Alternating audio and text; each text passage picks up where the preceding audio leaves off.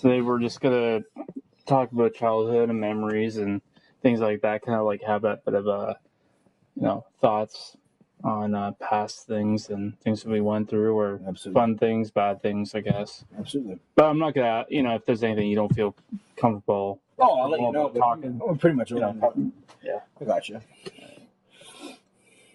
Honestly, like I can't. As far back as I can remember, I think I was probably 5. Okay. Actually, it's kind of funny, weird, and kind of fucked up at the same time. I have this I have a weird, almost like if it's a memory. Mm-hmm. Do you believe in like UFOs and shit like that, or like aliens? Oh, no question. Okay. No, absolutely. All right. So I don't know if this was just a dream that you just remember for your entire life, mm-hmm. or if if I don't know what it is, but I just, for some reason, I feel like it's real. Anyway, I remember when I was a kid, for some reason, I remember I woke up, and if you walk out my door, and on the couch, there was I remember I thought I saw 2 guys sitting on the couch, and they almost looked like they were mannequins, but like they almost like they looked too real, and I couldn't remember like what the hell to do. So I ran back in my room, and that's all I remember. But it's weird that I continue to remember that. Now, do you feel this is more of a dream or an actual incident? Actual incident. I think. I mean, I don't know what the earliest I remember, but there's. I think. I mean, now let's go on a little talk here. I think for me, I don't remember set things or when I was this age, but I mean, I think as humans, or for me, I remember certain images growing up. Like for instance, the road to my grandma's house, the country. I remember one day driving, but I remember the look of the blue sky, the country road, and the trees lined against the road. You remember those things? I remember images like that growing up. But I think the earliest I remember probably that image. I think it's 5 or 6 that I can remember. But when it comes to, it's funny how you mentioned that when you had that, what you remember. But I think for me, it's funny for me is, I'm not sure if you can relate, but there's certain dreams that I've had like years and years and years ago that I still remember. Oh no, I do too. It's crazy. Like but I'm not doubting what I'm saying. Like I have a hard time believing that it was just a dream. Oh no, it probably was real, but you're so young. It's in there, but it's a little fuzzy because you couldn't really make out what it was being so young. Yeah. But, oh, definitely. Oh, I don't second guess that at all. Do you ever have like reoccurring dreams where it's like the same dream over and over again? I've had fucked up dreams like that. I think I wouldn't say recurring dream. I think I've had dreams where I think of myself, man, I've dreamt this before. Yeah, like that, and I was like, whoa. I also have when you have dreams that you're like, that's definitely gonna happen someday. Or I think like it's like kind of like a premonitory. Is that what it is? Yeah, I can't think of the word. But it's like almost like telling you the future. Maybe. Have you ever had insight? Have you ever had dreams where it's hit you so emotionally you woke up and like you're crying? Oh yeah, when my dog died. Yeah. I've had dreams where I woke up, and just because the dream was so compelling, it probably had nothing to do with me. It just wasn't that dream. I woke up crying because it just hit me so hard, and for some reason, I don't know why, and it's nuts. Oh yeah, I've had that before too. I think dreams. I wrote a speech about dreams, but how dreams can change our whole mindset on life in general. Like, I remember a dream I had way back. But I forget where I was. I think to me in the dream it seemed like it was London, England. I don't know why, but it was an apartment building. It was a long hallway, and I remember seeing this woman there. And it was a beautiful, beautiful woman. And it was just like, man, in the dream it was like, this is the woman I'm supposed to be with, but she's across the world. And I woke up, and for like 10 minutes, I was so convinced that this woman's real. I've had stuff like that. That's crazy. This is the woman I'm supposed to be with, and literally I was like crying, and I was, oh my god, like. But then, like, I tried so hard that day to remember her face, but of course now you forget. But a dream like that, and it compelled me to, like, cry. I think I even told my mom, and I was like, man, like, why am I crying about this? But it's just, man, the mind is just, it leads you wherever. I think you you do have control and you don't. But when it comes to dreams, your mind just goes off and it grabs a hold of things. Mm-hmm. It just makes up whatever one makes up. I've had those dreams a little bit when I was older, where I've had dreams where I was fucking some girl, and I don't even know who the girl is. And then I wake up, I'm like, oh no, fuck, that was a good dream, and I know I was dreaming it, and I remember it. So I was like, and then when I try to like go back to bed and like try to redream it, I can't go back. I've had a few of those. Yeah. I was like, oh, I'm thinking so hard. What does she look like? You go back to bed. All right, I can do this. Go back to bed. Get in your head, and it's like, oh fuck. Like going for round 2 for the team. Oh my god. Yeah, it's crazy. I think like lately, actually, I've been having it's been 2 different dreams, 2 different scenarios, but it's involved my ex from 5 years ago. What's her name? Kendra Grant. I've had 2 dreams involving her, and the last dream was like I was kind of like we were together, but the first dream was just she was in it, but I was like visiting her father, who he just lives down River Road or going to Pancor or whatever. I can't know the road name. Winter something. I don't even know, but it's just going down the river out to Pancor. But I was visiting him, and then she was in there. And then another dream was like recently we were together. It was like we were, but it was like I woke up and I was like, I haven't even thought about her. Like not like I like saw her on Facebook. Goes, came memories. It just was like, why am I dreaming this? And I told my friend, and I was like, it's weird. Like it's just weird. And I was like, what does this mean? But like, it could mean it probably means nothing. But it's like, why is my mind grabbing onto her and then her dad? And it was just, and then in the first dream, when it was just we weren't together, but it was just like a bunch of people from the like friends and past that were in there, and I'm just like what's going on? But I think with dreams, like I said, they can. It's just the mind. I think the mind goes free at night, and it takes off. Oh, and I think that's I don't know about the whole thing about like seeing things in the future. I don't know about that, but I do know like I've had dreams of like things that have happened. But like for example, so I've had like incidents that have happened when I was a kid. Maybe mistakes I've done, or I remember I got in school one time when I was younger. I'm trying to think what I did. I can't think of it now. It was almost like I just did something, and it wasn't. Now when we look back on it, it's like, okay, like, was it really a big deal that I did that? Probably not, but when you're a kid, they teach you lessons. Mm-hmm. I remember I had a dream of that happening, but then like almost like a weird way of like schizophrenia where you had all these voices come out and say, that shouldn't have happened. Why did you do that? Mm-hmm. And then I wake up and say, what the fuck? Like things like that. It's just weird shit like that. Well, I think it's just probably your conscience reliving something and thinking back to why did you do that, or was it worth it, or absolutely. Yeah. I think on a topic somewhat of childhood and growing up, there's many life lessons we're supposed to go through. I think the one thing I wrote about was, growing up, we experience, the feelings of happiness, sad, hurt, mm-hmm. in love, all that. And there's always a first to truly experience, genuine, worldly, just happiness, plain happiness. And then there's times where there's like sadness on different levels, like heartbreak, loss, death. And then there's times of like triumph, and then we go through all those emotions as kids. And then as growing up, we experience them again and again, and we develop on those thoughts, and we get better and better. Mm-hmm. But I think as kids, we always have those first times to experience those things. And as kids, it's so simple because we're just kids. But then now growing up, like us at 20 plus years old, we begin to dabble on what really is happiness to us now. And then worry and sadness and triumph. And then it's not a new experience, but it's growing on it because we can intellectually understand it better.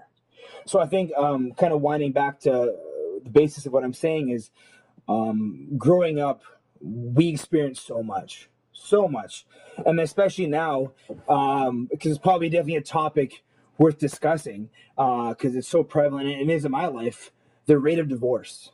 Mm-hmm. is nuts in parents these days. I think it's more than half. It's like, Like when I was young, there was maybe. So I don't mean to cut you off. go ahead. Absolutely. I think like my parents are still together. How many years ago am I asking? I'm sorry. How many years have they been together? If you don't mind me asking? Actually, 29 years. Good for them. Wow. Yeah. Congratulations. You know, I'm not saying it was easy the entire time, but you know, things happen. But going back to what I was saying, I think there was maybe maybe 2 or 3 people that I knew out of all the people I knew that had divorced parents, and now you're hearing like, oh yeah, he's my cousin. Like, how the hell is he a cousin? Well, he's my mom's ex-husband's, and it's like, what? Like, you know, like, you know, it's just. It seems so common, and I think that's where, like, when we were driving over here today, when I mentioned how younger kids are just using the word love so easily, and like for me, like honestly, thinking of marriage scares the shit out of me. Like it's terrifying. It is, because you don't know, like, you know, you really say if you got this girl and you know, oh my god, great woman, we're there for each other, but I think I know what you're saying. Like, you got that fear of, but what happens if it doesn't work out? Then we break up, and it's like, I think for me, like, I remember when I broke up with Kendra 5 years ago or more, however long it's been. It was hard because I broke up with her because I was scared of the long distance because she was going to school in Ottawa, and like for the longest time, and I still do. I still think she's perfect, but I couldn't understand breaking up with somebody that had nothing wrong with them, but it was me. But my mom said, you know what, like, she is perfect, but maybe it's not your perfect. And when I think about marriage, it's just like, I know for me, no matter how many bodybuilding shows I do, or how many shows I win, or how many speeches I give, or how renowned for my speeches, I think the biggest thing that I can ever accomplish in my life is being a father. There's nothing to me that trumps that than being the best father I could be, and a husband. So when I think of marriage, like, it's scary because the reason it's scary for me is because I haven't yet even to really understand myself yet, let alone to be with someone when I can't even hold myself yet. So then thinking of marriage, it's tough because my dad left when I was 2 and my brother was 1. And my mom's been alone ever since. She recently started seeing someone last year, but that was the first time in 20 years. oh wow. You know, but it's tough because just the idea of marriage, I believe in it 100%. You know, you've heard the term, when you know, which is true. But it's a scary thought, you know, to just have that one forever. It's just like, but I do believe, and I think when it comes to that time when you know. So, Yeah, I think so. but I think the reason we're nervous is because we haven't had that yet. And, you know, like, I've had friends that think, oh, yeah, my first boyfriend, he's the one forever. And I'm just like, trust me. It's like, yeah, when it comes down to all looks and you know, like, my girlfriend, she doesn't like me because I lost a bunch of weight and I look better than I did 2 years ago. No, she likes me for who I am. Oh, yeah. And when it comes down to it, yeah, finding somebody that's in, you know, that looks this way is really good. Absolutely. But they're not always good like that. You don't know, in 5 years they could have health issues and they put on weight, and it's like, oh, I don't like that person anymore. Well, then why were you with them? I remember in high school I was with a girl and she had the rockin' body. Oh my god, it was insane. Oh yeah, after a month of being together, I was like, man, you have zero personality. Mm-hmm. And I told her, I'm like, I can't do this. Because it was a lust over love. It was all that physical and everything. I'm like, man, like, no, I can't do this. And like, she got so mad at me, but I was like, I'm sorry, like, I can't be with you because there's nothing past the physical here. Like, I'm trying and there's no connection. But no, like, you know what? I think for sure, like, people say, oh, the first attraction 100% with someone is physical. No question. That's what gets you your eye on them. That's natural. Mm-hmm. But then getting to know them is the biggest thing. Personality, the intellectual conversation, having that connection. But I think, you want someone that to you is physically attractive. That's just how we are. And I could find a skinny model girl attractive, or some guys find a more thicker girl attractive. It's the world is meant that way. Everyone's different. But I think the physical attractive is the first thing we're going to hit with someone. But then it's getting to know them and having those intellectual conversations and that connection that's going to keep a marriage going strong for 29 years. Absolutely. Like for me, I'm not out looking for the perfect girl. I'm not like that. I think it's more Mason. What's going on, Mason? What do you think? But yeah, like I'm not about all that.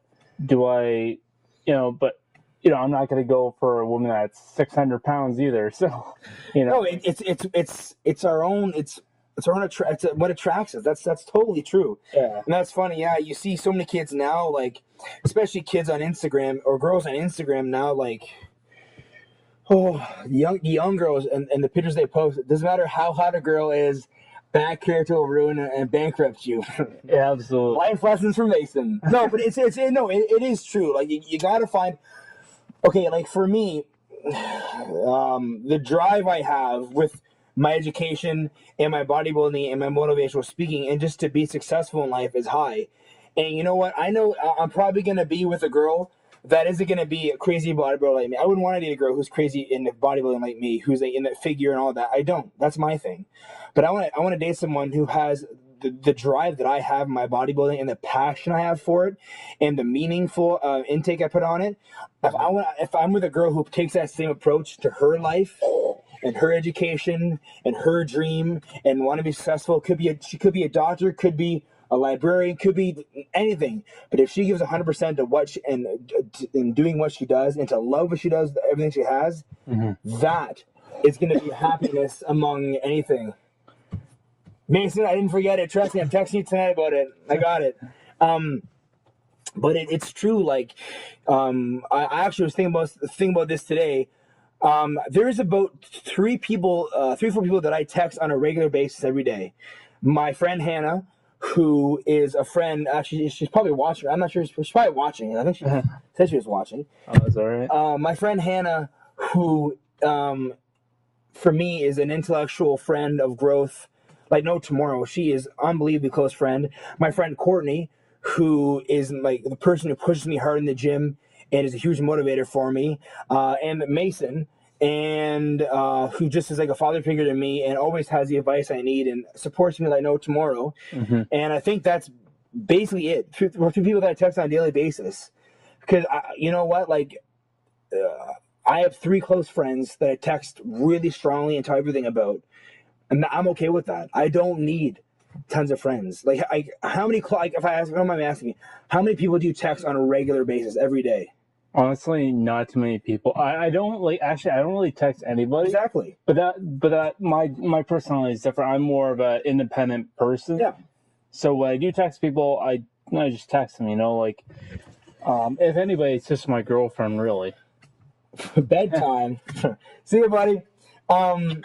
But no, you surround yourself with people who are successful, like Mason, and then hence why I'm here with you talking, because like you have the same driving mindset. Or the 3 friends that I text, you surround yourself with that close knit of friends, and you're getting successful. And you see, and going back to growing up, it's funny, all the kids you thought were cool in high school, and now look at them now. Yeah, they're doing fuck all with their life, and they're bums, and that's what I mean. It's funny.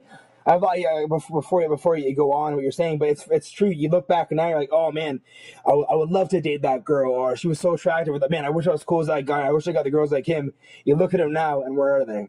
Yeah, absolutely. It's funny that way. You know what? That's just the way it works. And you honestly, you surround yourself with people that are going to uplift you, people that are going to be on the same level of drive as you.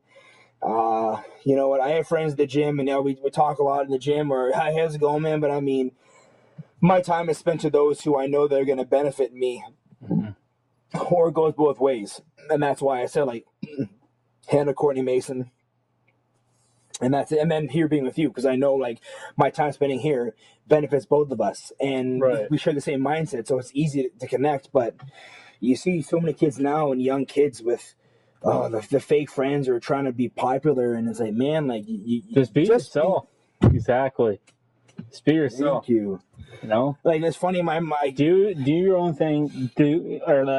getting your own dream. I mean, but then again, don't set yourself up to be bullied and stuff like that. I'm not saying don't try to be something else, but at the same time, I mean, but watch what you say and do, because the bullies are just driving on that. Oh, absolutely. For me, like, it's funny, like I was saying in our last podcast, the amount of friends that I lost in touch with because of bodybuilding, Right. The parties I missed out on, the girls I could have been with or I had a chance with, no, because like I chose bodybuilding over going to the parties on Friday night, or during my show prep, driving past the parties to go to the gym and do cardio again at 10:30 at night or whatever. Like, it's because I was focusing on me. I didn't care about going to parties and having that recognition to be there and have a good time. And no, Right. because it's my dream, and these kids now in high school are looking for that acceptance. And no, it is hard. Like, I remember high school. Like, I remember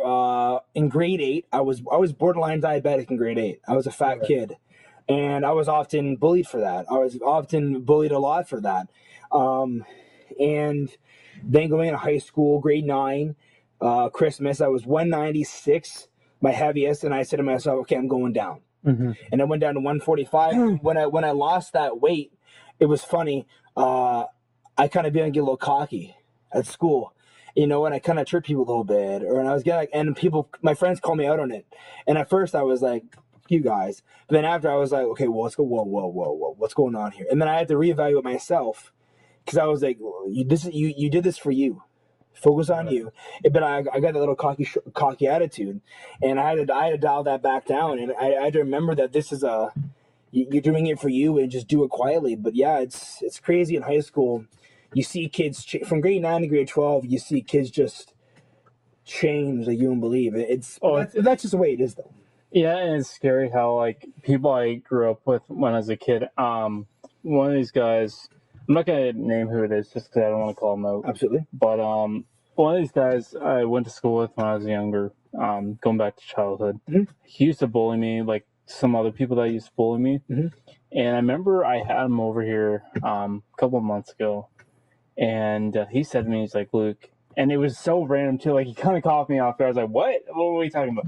And he says, dude, no, seriously, like, I really apologize for treating you like shit or it was something like that. Like, oh yeah, for treating you like shit when we were younger. Like, I wasn't in a good place, and you know what, I just couldn't be myself, and I felt I was like, you know what, I don't even give a shit now. I appreciate it, but man, I don't even care anymore. We were kids. You were in a good place. I understand. It's crazy how that comes full circle, eh? Yeah. And then, like, and shit like that, that was a surreal moment. I'll never forget that. Those and those are the moments you live for in life, because it's like, that's a life lesson right there. Yeah. And that's something you never forget. I remember, yeah. You hear about it all the time, but when it never happens to you, and then when it does, it's like, wow. Yeah, I had, I was at the gym. I think I was about 2 months into my show prep, and I haven't seen this guy in forever. And he's like, holy shit, man. He's like, you're looking huge. And he was like, because I was fat, he used to bully me. I was, oh yeah, I got my show in a few months. And he messaged me later that week, and he was like, hey man, like, I know, he's like, high school, we weren't that close. And I kind of gave you, I forget what he said, but he's like, keep doing what you're doing, man. He's like, pursue your dream. And I kind of just said, oh, thanks, man. But it's like, at the end of the day, like, yeah, you know what? Like, everybody gets bullied. Some people, some people more than others. But it's like, when people see you succeeding, they can't help. They're either going to hate because they're just jealous, or they're going to support you. But they recognize someone who has a strive and a drive to be successful. Right. But it's funny. They mentioned that. Yeah, I've had a few people like come up to you now after bullying, and even I apologize to people after, because I mean, even I bullied a little bit, and you apologize after, and then you know what, like, you make up for it. But I mean, I didn't have a lot of those incidents, but I mean, you called out your own bull crap, and you just, but that's, that's part of growing up. You just, that's the way it is. Or you just, you go to somebody and say, you know what, I forgive you. It's all good. And that kind of clears the plate for both of them. But I mean, yeah, you're right. That kid wasn't in the right place.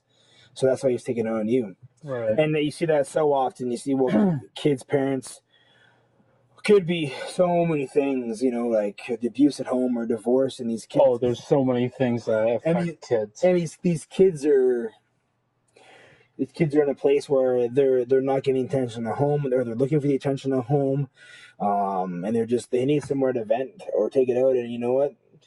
Kids are easy targets. Absolutely. And there's so many things that children go through. And I mean, I went through a lot. I wouldn't say a lot compared to some other people, but I went through a lot of things, and it shapes me for how I am today. I mean, one of the reasons why I started working out was because I said, well, one, I want to be healthy, but two, I said, you know what, I'm tired of being fat. You know, I want the girls to recognize me, you know, and I don't want to feel like people are kind of like, look at that fat kid. You know, I didn't want to get that feeling anymore. So I said, you know, fuck it.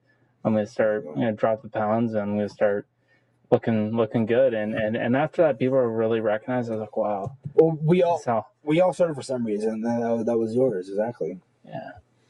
Yeah. You know, people ask me when you start bodybuilding. I don't know when I started exactly, what day or why, but I mean, I guess obviously, yeah, you want to look good, you want to get recognized by the girls. That's obviously any guy's first initiative, or one of the initiatives to do working out. But now it's more of a self thing, and like we've talked in the last podcast, so I won't go into it. But yeah, it's kind of connecting that into high school. Yeah, you see the guys in the gym are trying to get the attention for the girls, and the girls do too, though. Oh, 100%. Absolutely. Oh yeah, it goes both ways. Even though they say it doesn't, it goes both ways. Well, I just saw some of it. Was it today or a couple days ago? And one of these girls, she just walks around, and it's just, you just know, you don't even have to really. She wants you to look. Yeah. Oh, yeah. I mean, I'm gonna look anyway because I can't control where my eyes go. 100%. Now, if I. Oh, you can. I mean, I'm not gonna make a big deal of it. You notice it, whatever. No, it's what it is. Absolutely. But no, it's I mean, like, there was this one girl. So I'm working out. I think I was doing. I think I was working on my chest. You know, I'm doing some cables, and I'm kind of lifting up, and I just like and I like look at her. She takes off her shirt, and she's wearing like a sports bra, and she's lifting weights, and she's looking over. I'm like, yeah, I saw that. I was like, yeah, I saw that. And it's like, it's great, cool. You know, I got a girlfriend, so I don't, you're not going to get anything from me, so. Good luck, you said, all right? Thanks for that. Have a good day. Yeah. Oh, yeah. It's funny, though, kind of relating to that. When I'm in when I go to the gym, like, there'll be attractive girls all the time, but I mean, I don't think I've ever hit on a girl in the gym. I never either. Like, even before I even had a girlfriend, I mean, I've been very friendly with everybody there because I just am. Oh, yeah. I always am. It doesn't matter who it is. But I always got the off feeling, and I'm not trying to judge anybody, but a lot of the girls I've seen at the gym, I just get that bitchy vibe from them. Oh, yeah. I mean, there's some that you look at, you're like, okay, this could, huge bitch possibly. Absolutely. But, I mean, I'm just, you don't want to judge, but we do. It's only human. But no, my biggest thing is the reason why I won't hit on a girl. Like, even if a girl is doing exercise and she has the worst form, you know that if I go up to her and say, hey, you know what? You don't mind? I can show you this properly. I just trying to help out. That's all it is. And then I'll get out of your hair. They instantly think that, what a douchebag. You know what I mean? They just think, like, trying to flirt on me, and say, no. So half the time I don't do anything because it's just like, you know what? I don't care. And usually if I'm in the gym anyway, I'm not in the gym to pick up girls. When I'm in there, I'm usually the guy that's grunting. That's your temple, man. When I'm in the gym, I'm grunting. I'm sweating my ass off. I'm not looking to like have a conversation, if anybody really. But yeah, you'll see the girls that go in there, and then for the attention, and I'm just like, what are you doing? It's only human. Like, that's just the gym atmosphere, and then you'll even see outside of the gym. But you and I being more involved in the gym, that's where we see it, because that's where we go. But yeah. Oh my God. I remember, first going to the gym at the YMCA, thinking I was king shit. Oh my God. Just the ego lifting and the pictures. And I look at pictures now, pictures of me back in high school, and I laugh. I'm like, oh my God. I'm like, first off, I was so small, and I thought it was so big. But it's just, that's a beautiful thing about growing up, man. You learn, and I think you really find yourself, and then like I was saying over here on the drive over here, especially with my last off season to this off season, I know that is Cody. What are you doing? Oh my little Cody, eh? He has no game. Little Cody with the little legs, eh? Reason is one that had the main reason. Is that the guy that has no muscle in the leg? No, this guy. Oh man, I miss this kid. No, he used to work out at St. Clair, and thought he was a model, but had the quads the size of my forearms. No, he was a good kid. I miss him. Good to see him, man. I miss that guy. He's actually a really good kid. I miss him a lot. Reason I had no game. What was I saying? No, I forget what I was going at. But what I was saying over here on the drive over here, from last off season to this off season, you begin to understand yourself more. Like I think with you also, you can probably relate. Being in the gym a longer and longer period of times, you begin to understand yourself more. You begin to realize what works for you, why you're doing this. The life around you begins to kind of grow, but you also grow as an individual, and you can take that in the gym. So like I was saying to you this off season, I've had very little cheat meals. It's been very, very lean. It's been more harder off season. Like I do cardio every morning still. To keep lean. And a lot of people say like, oh, if you do too much cardio, you'll lose your muscle. That's bullshit. I mean, no, if you just do a bunch of cardio and you don't eat the carbs enough or anything, yeah, you will lose the muscle because you don't got anything to feed it. Exactly. But I know, yeah, and that's what I've been doing lately is just trying to cut the fat, build the muscle. Well, you have to do what works for you, really. Oh, absolutely. And for me, a lot of guys in their off season don't have to do cardio, or they won't do it because you know what? Like, if I get a little flub, whatever. But for me, I want to stay lean as possible because I still want to look and feel good. So every morning I do half an hour fasted cardio. But you know what? Like I told you, I'm still putting on size. I'm staying lean, and I'm getting strong as hell. So it's working. It's something that I need to work a little bit harder that way, but it's worth it.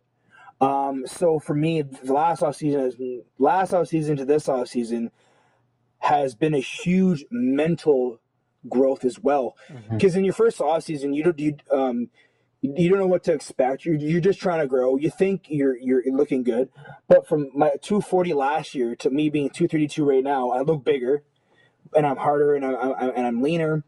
But you begin to have a clear vision of now I know what I want to bring to stage, and now I know. And then from last off season to this off season, I've done more public speeches.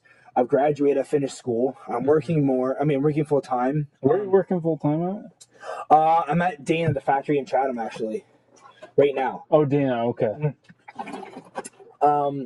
But you begin to grow in all these things. But bodybuilding being the main root of what I want to do in my life and public speaking, life around you still grows. But I mean, kind of incorporating that as a kid, it's hard. And you know what?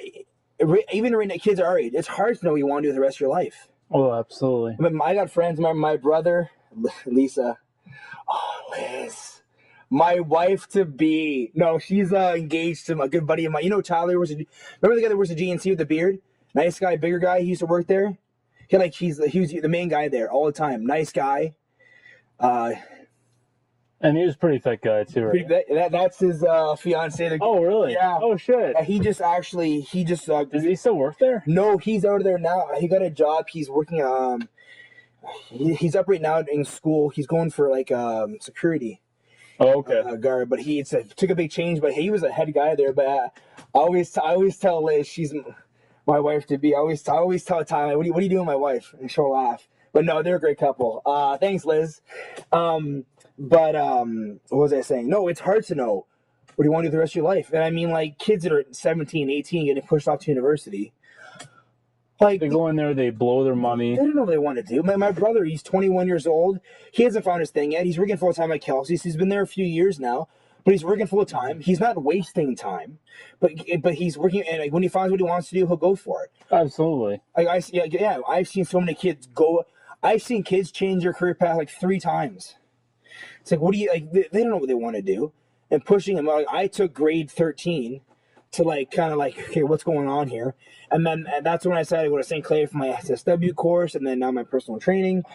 But I mean, I've known what I kind of want to do for a little while now. But these kids growing up in high school and being pushed to like do this, say, man, they have no idea. And I don't think kids nowadays, especially in schools, are getting the real support they need. Yeah. I think they should have, like, I know my high school had a social worker in there, or a guidance counselor, I think. But I mean, they need someone that's really wants to get hands on with these kids and really like, you know, help these kids take on. I'm not saying a drive in life, but I mean, you know, help them specifically find what they could possibly do with their life. And I would love to, and that's why I think like why I want to speak in the high schools, like I told you, is to get these kids thinking, to get their mindset on something bigger than what they are, to enhance their thinking, to, you know, maybe change their mind of, you know, maybe I want to go to school for this, but man, what about this?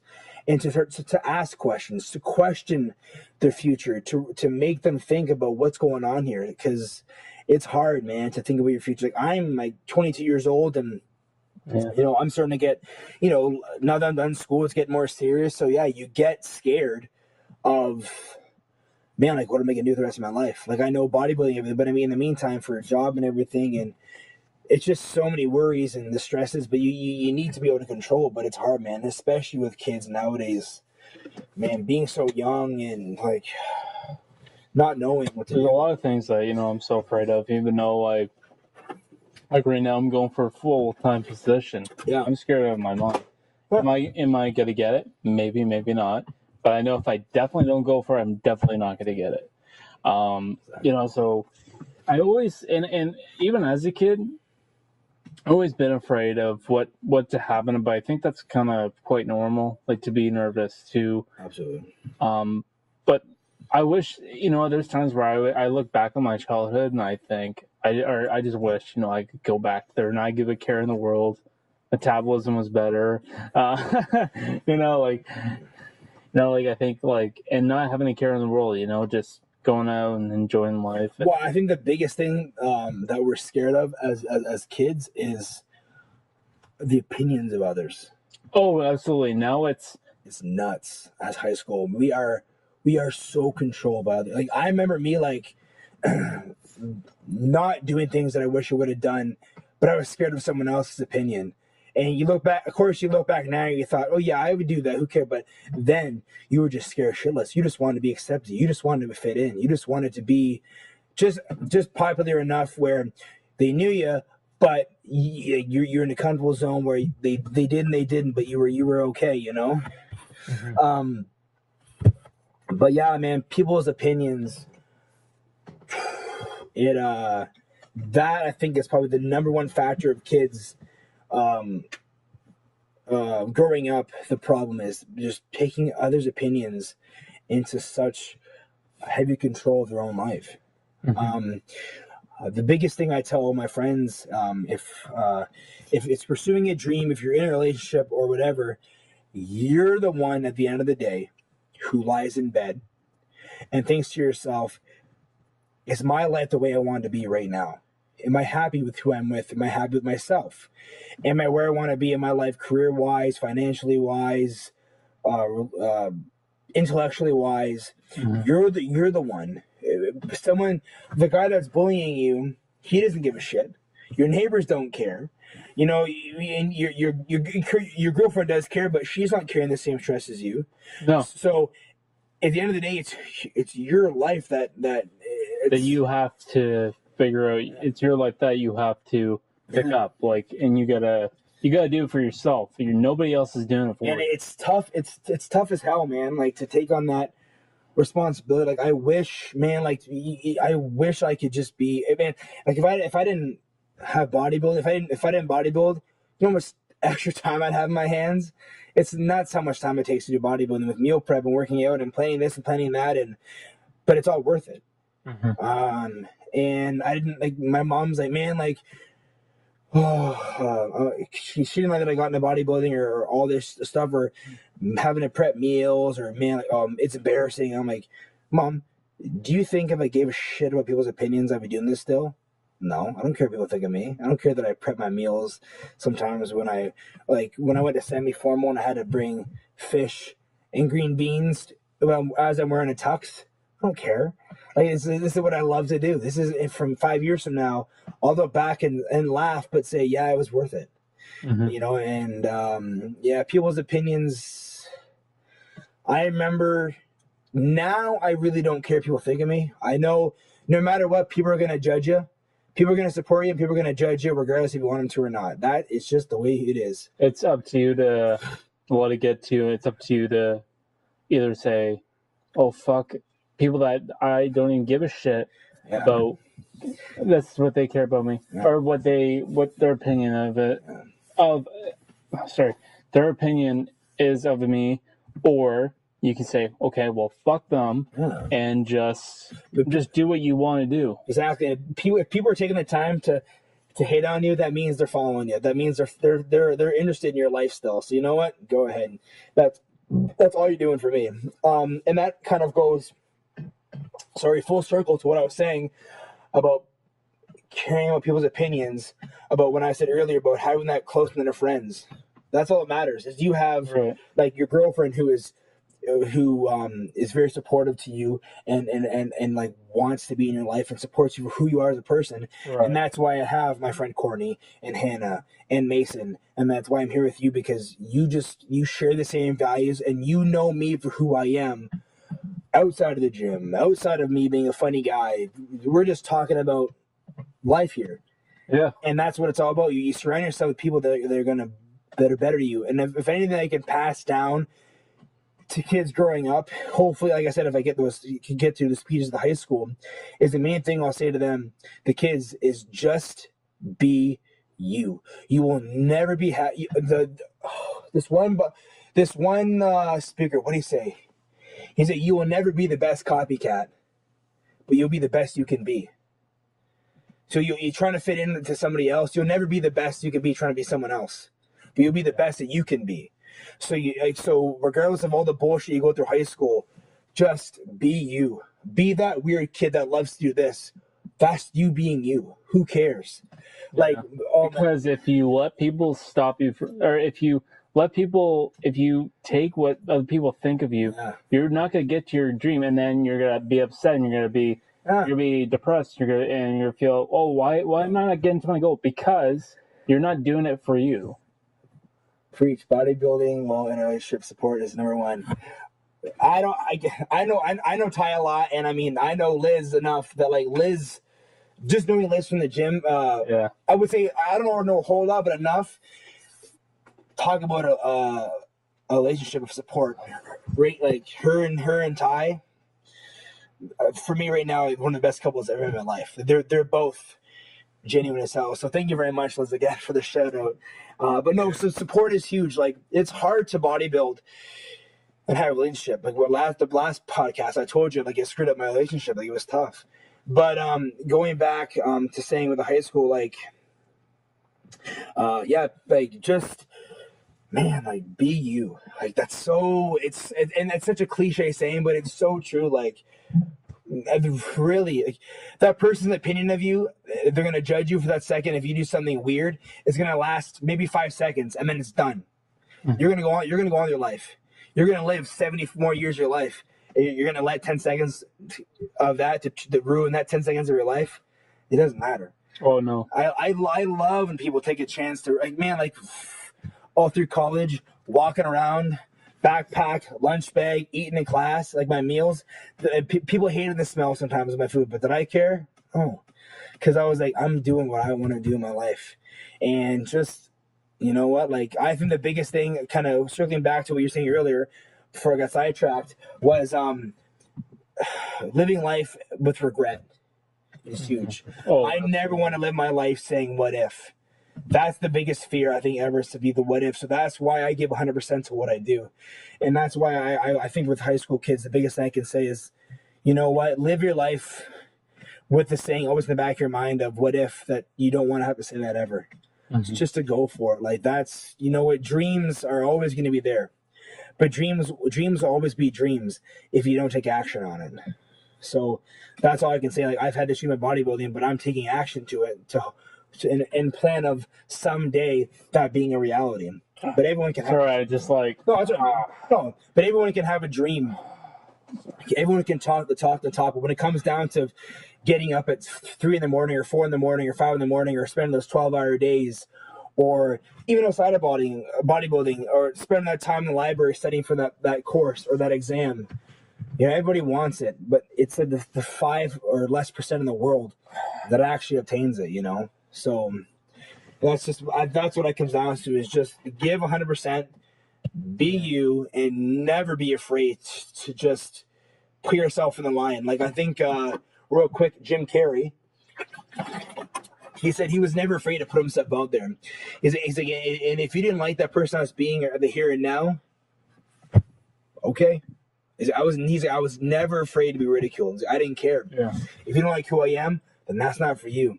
It's like, I'm still gonna move on. I'm still gonna be me. And he's like, I was never afraid to be ridiculed.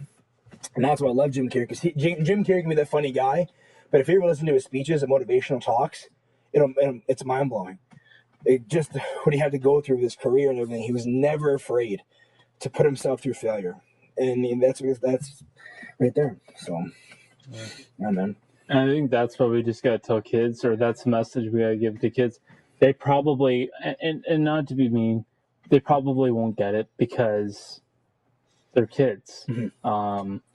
I think we should keep reassuring them of that, though, throughout the years. Oh yeah, absolutely. But I'm just saying, like, as children, if somebody told me as a kid, like what we were just discussing, it wouldn't click. Absolutely.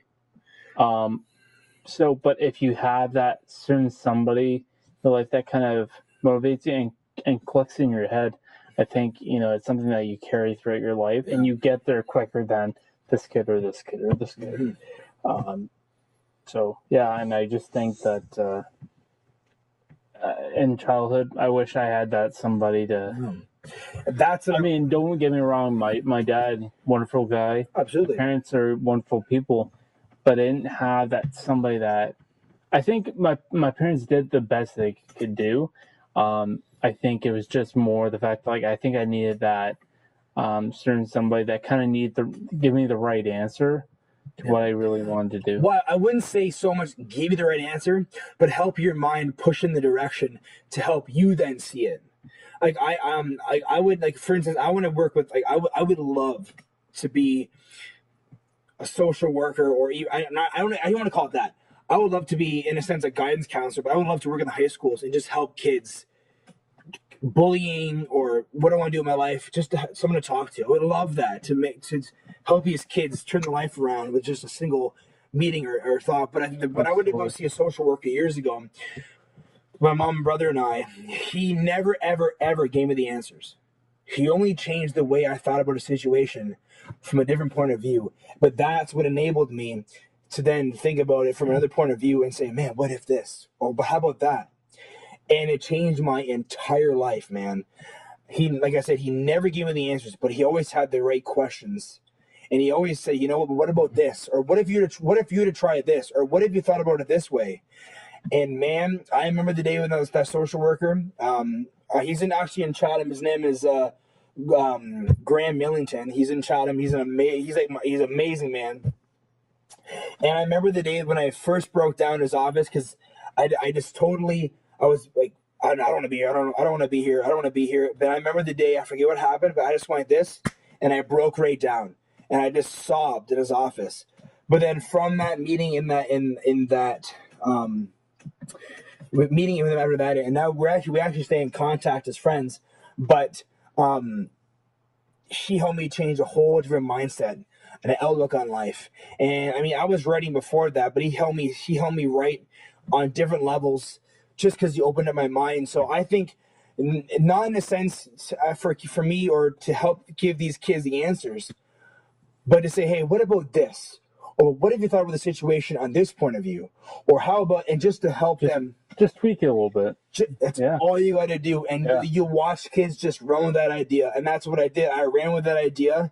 And I mean, that's why I've written probably like 40 times since then. Like I've written and written and written, but yeah, like these kids these days, all these kids need is just someone to talk to. And I wouldn't say just someone, but I mean like someone that has, and I mean, I'm giving an example, but I mean for me or you who has that kind of an uplifting mindset that we've kind of developed over the years, but someone that's gonna help them look at it not in the right way, but in a way that we can see what they're trying to get at. Right. And we're gonna kind of not tell them, but show them, and enough to watch them go. And then you see that happen. And that's what Graham did for me.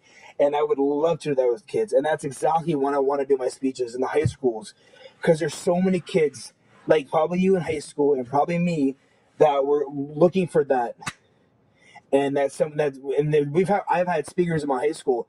And some of these speakers I was like, I didn't pay attention to because they weren't compelling. They weren't real with me. They weren't giving me real talks. It was all fantasy. Exactly. Yeah, they want someone to talk about real. You need that somebody that when a kids watch, or if I was a kid, I needed somebody to watch and be like, you know what, that's exactly what I was going through. Yeah. And when you get somebody that, and that's kind of part of counseling 101 is a part of a good idea to help somebody is to relate. And I'm not saying you don't want to break your confidentiality with yourself. I don't think you're supposed to talk about your own, but like I think so, yeah, but you're right. But like if you say if a kid's going through abuse in the family, a parent's getting abused, you can say, well, you know what, I know I can understand that makes you feel that, because you're not saying the words, but I think the child or whoever can pick up that you've gone through that too. Absolutely. And they kind of realize, well, but look at this person, look where he is now. I feel like I'm the only one, but look where this counselor is at now. Have you ever seen Good Will Hunting? Yes. Hannah, if you're watching, Good Will Hunting. Her and I watched that. That's one of the best movies of all time. I've seen it so many times. Hannah and I watched it. Hannah, what was it, like a month and a half ago? It still got to that scene when he broke down. And I fucking cried again still because he could relate. That movie for me is like one of the best movies ever made. Well, it's kind of interesting, right? At the end where he I wouldn't say he challenged them, but I think what happened was he was real with them. And he said to him, he says, you know what? And he says something like, you can feed me some bullshit lines. Well, yeah, I think the part was when he says, yeah, it was really, or he was talking about when he got abused, when he was a child. Yep. And he said, yeah, it was very interesting. It was an interesting night when he wore his rings.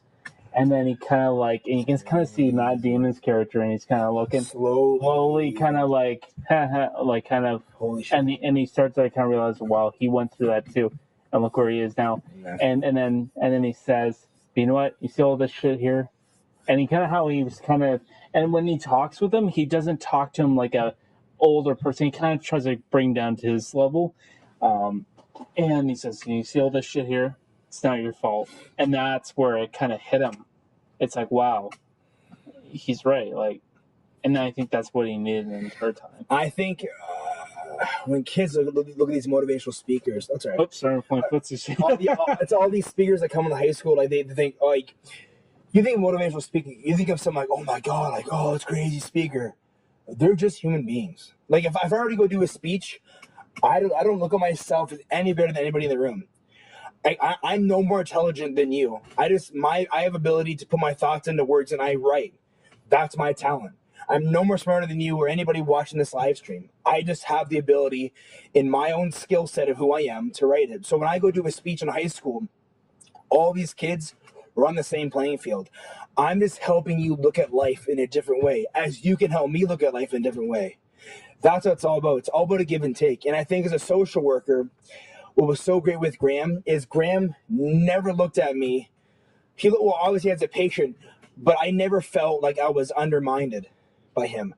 I never felt like I should be respecting him, or I should be like, oh, okay. It was always real. And that's why I left there and I look at Graham as someone who I just grown to respect him in a way that I don't think I'll ever respect someone in that sense. but it was just because I was able to just be real, and I was able to ask some questions and to provoke thought and just carry on a conversation to somewhere that was so beautiful. And I made my mindset different. So when I'm working with kids, especially young growing up kids, and Hannah is watching, she said, but I think I'm going to do on the mental illness and kids having to deal with that. You know what? Like, social workers need to be able to understand that, you know what? What was I getting at? A lot of kids these days are dealing with mental illness, and it's not heavily addressed. And I think a lot of kids are lost. And I think, I'm not even sure if kids should, in a sense, just be social workers, but someone that's just going to help them. Like, I'm going to compare it to Robin Williams in Good Will Hunting. The last approach he took was being a social worker for this kid. He didn't. He just said, let's go for a walk. You know, you want to be a smart ass? Let's go for a walk. And just be real with them. And that's what they want. Like, you need to be real with these kids. And I think a lot of kids now, especially either dealing with mental illness or even not, are scared to go to a social worker. One, in the sense of being judged, and two, just being scared to approach someone on dealing with that issue. So I think that what I would love to do is, I would love to give a vibe to a kid that say, you know what, let's just talk. You know what, my degrees or my accomplishments, who gives a shit? Doesn't matter. It does not matter at the end of the day. Let's just talk and see what's going on here. And that's the approach you need to take. Like the thing with Hannah and I, how we became such close friends, really what it came down to is just being real with each other. Like, Hannah and I we connect on levels that I've never connected with someone with in my entire life. Like, our friendship grows deeper than I think I've ever had with someone. And a friendship in the sense that our mindset, our pain that we share is the same, in the sense that we're our biggest enemy. It's a way that we connect that is just so, like, this is a friendship for life. There's no question there. But the reason why I'm able to connect so well with Hannah is because we're just real with each other. Yeah. And the kids nowadays, especially growing up, especially these kids with their big group of friends, how many times have you seen in high school, even now, the girl group of friends, and they backstab each other, they talk shit with each other so often. You never see a true friendship, and it's nuts. So I think the final thing I could say to high school kids growing up is, like you said before, don't be afraid to be you. Take a risk. Just enjoy life. Don't always have in the back of your mindset the saying, what if, and try to get rid of that saying by making it obsolete, by going for it. And you know what? You don't need 1,000 friends. You don't need all that attention. You don't need all that. You just need to be you, and the world will thank you for being you. That's it. I couldn't say it any better than you did. Exactly. But yeah, and I think that's it. That's all I can say. There you go. Right on. I think we covered wrapping it up. Yeah. Thanks, Bill.